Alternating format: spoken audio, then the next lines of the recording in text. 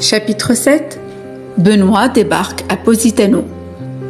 Mi-juin, Benoît débarque enfin à Positano. Il va rester 10 jours, 2 semaines peut-être au maximum. Dès le premier jour, un conflit éclate à la maison, car Benoît se réveille très tôt.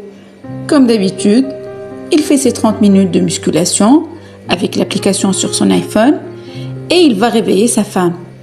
Sophie n'est pas contente parce qu'elle veut faire la grasse matinée. Benoît insiste pour aller à la plage ensemble. Sophie s'énerve et lui crie dessus. C'est mal parti. Benoît sort tout seul. Il va à l'office du tourisme pour avoir une carte détaillée et commence à planifier ses vacances. Benoît doit planifier toutes ses journées à l'avance. C'est inacceptable pour lui de ne pas avoir un planning ou de perdre du temps.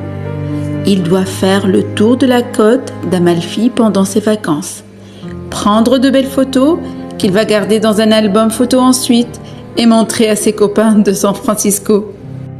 Sophie ne fonctionne pas exactement de la même manière.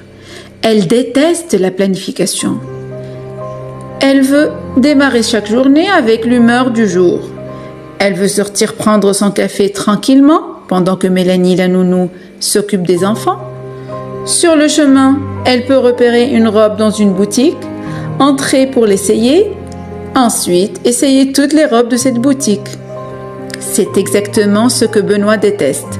Du coup, ils ont décidé d'un commun accord et pour éviter les conflits devant les enfants, de se séparer pendant la matinée et de se retrouver en début d'après-midi pour manger ensemble et passer le reste de la journée comme une famille.